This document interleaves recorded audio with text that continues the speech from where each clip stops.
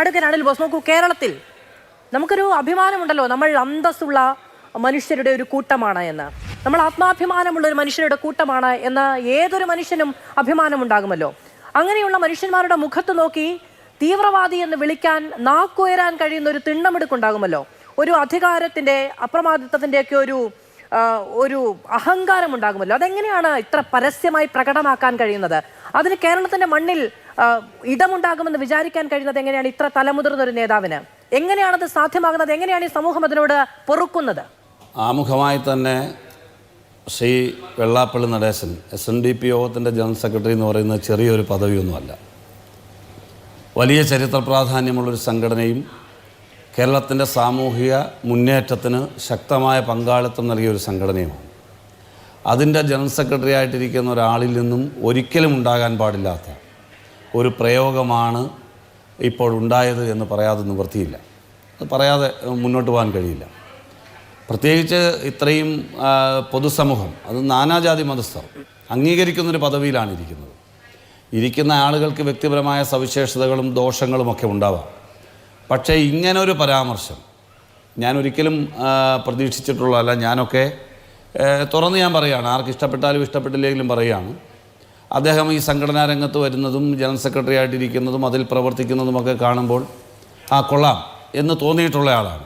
ആ റെസ്പെക്റ്റും കൊടുക്കുന്നുമുണ്ട്. പക്ഷേ ഈ കഴിഞ്ഞ കുറച്ച് കാലങ്ങളായി പ്രത്യേകിച്ച് എന്നെ അത്ഭുതപ്പെടുത്തുന്നത് കേരളത്തിലെ മാധ്യമങ്ങളെ ഇത്രയും സരസമായി കൈകാര്യം ചെയ്തിരുന്ന പൊതുപ്രവർത്തകർ, ഒരുപക്ഷെ രാഷ്ട്രീയക്കാരേക്കാൾ വളരെ ചടുലതയോടുകൂടി മാധ്യമപ്രവർത്തകരെ, ആലപ്പുഴയിലൊക്കെയുള്ള മുഴുവൻ മാധ്യമ സുഹൃത്തുക്കൾക്കും അറിയാം അദ്ദേഹം എത്ര മനോഹരമായിട്ടാണ് കൈകാര്യം ചെയ്യുന്നത്. ഞാൻ അത്ഭുതപ്പെട്ടിട്ടുണ്ട്. നമ്മുടെ പല രാഷ്ട്രീയ നേതാക്കൾക്കും ഇത്രയും മെയ്വഴക്കമില്ലല്ലോ എന്ന് തോന്നിയിട്ടുണ്ട്. പക്ഷേ ഈ 1-ാം നമ്പർ കാറിന് എന്തോ വലിയ കുഴപ്പമുണ്ട്.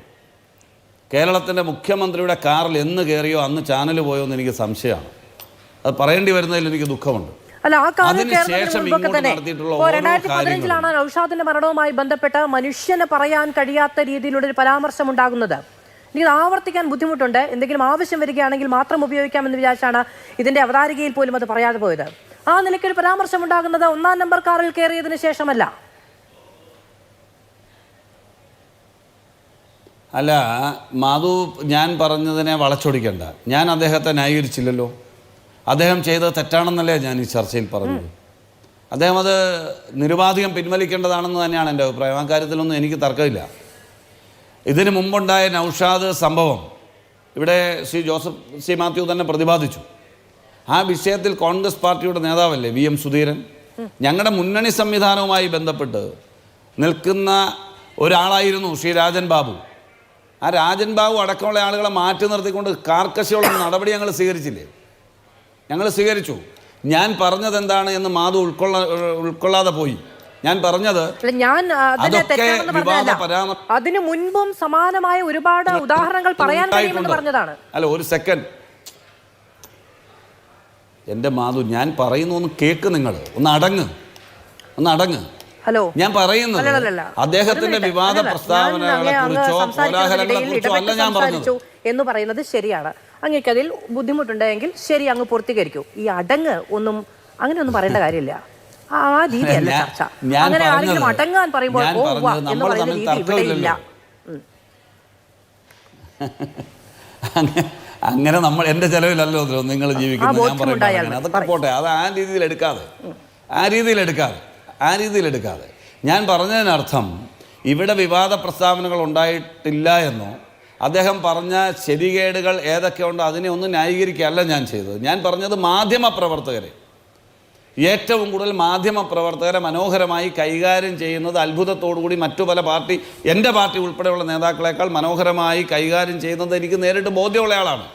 എന്നാൽ അങ്ങനെ ഒരാൾ ഈ കഴിഞ്ഞ കുറച്ച് ദിവസങ്ങളായി, ഞാൻ ചോദിച്ചോട്ടെ, SNDP യോഗത്തിൻ്റെ ജനറൽ സെക്രട്ടറി എന്ന് പറയുന്ന ഒരാൾ ഒരു മാധ്യമപ്രവർത്തകൻ്റെ മൈക്ക് തട്ടുന്ന അവസ്ഥയിലേക്ക് നാക്കും കടിച്ചുകൊണ്ട് പോകുന്ന ഒരവസ്ഥ ഇന്നത്തെ പത്രസമ്മേളനം നമ്മളെ അത്ഭുതപ്പെടുത്തുകയാണ്. നമുക്ക് പറയാതിരിക്കാൻ കഴിയുമോ? അദ്ദേഹം ഇരിക്കുന്ന പദവിയെ തിരസ്കരിച്ചുകൊണ്ടല്ല, ആ സമുദായത്തെ, ഈ കേരളത്തിലെ പൊതുസമൂഹത്തിന് ഒരുപാട് കോൺട്രിബ്യൂട്ട് ചെയ്തിട്ടുള്ള സമുദായവും സംഘടനയാണെന്ന് SNDP യോഗം. പക്ഷെ ആ കസേരയിൽ ഇരുന്നു കൊണ്ട് ഇപ്പോൾ കഴിഞ്ഞ 2 ദിവസങ്ങളായി നടത്തുന്നത് എല്ലാ ലക്ഷ്മണരേഖയും കടന്നിരിക്കുന്നു. അത് ഒരിക്കലും അംഗീകരിക്കാൻ കഴിയില്ല. അപ്പം ഞാൻ പറഞ്ഞ ആ നിലയിൽ നിലവിട്ടുള്ളൊരു പെരുമാറ്റം, പ്രസ്താവനകളുണ്ടാവാം, പ്രസംഗങ്ങളുണ്ടാവാം, പക്ഷേ ഇങ്ങനെ ഒരു പെരുമാറ്റം എന്ന് പറയുന്ന 1-ാം നമ്പർ കാറിൽ കയറിയതിന് ശേഷമാണ് എന്ന് പറയുന്നത് അതിഗൗരവത്തോടു കൂടി തന്നെയാണ് പറയുന്നത്. ഇതിനൊക്കെ മറുപടി പറയേണ്ടത് CPM ആണെന്നേ. CPM സംസ്ഥാന സെക്രട്ടറി എന്താ അദ്ദേഹത്തിൻ്റെ വായി പഴയിരിക്കുവാണോ? മറുപടി പറയണ്ടേ ഇത് കേരളത്തിലെ പൊതുസമൂഹത്തോട്? അതോ LDF കൺവീനറുടെ ചുമതല SNDP ജനറൽ സെക്രട്ടറിക്ക് കൊടുത്തോ CPM? അല്ല, ഞാൻ ചോദിക്കുന്നത് കേരളം ഭരിക്കുന്ന ഗവൺമെന്റ് മുന്നണിയെക്കുറിച്ചുമാണെന്ന് പറയുന്നത്. അപ്പം അദ്ദേഹം LDF കൺവീനറാണോ? അദ്ദേഹം CPM-ന്റെ സംസ്ഥാന സെക്രട്ടറി ആണോ? അല്ലെ CPM മുഖ്യമന്ത്രിയുടെ ഔദ്യോഗിക വക്താവാണോ? അതാണ് നമ്മൾ ചോദിക്കുന്നത്. കാരണം ഇത് ഗവൺമെന്റ് ആക്ട് ചെയ്യേണ്ടതെന്ന്.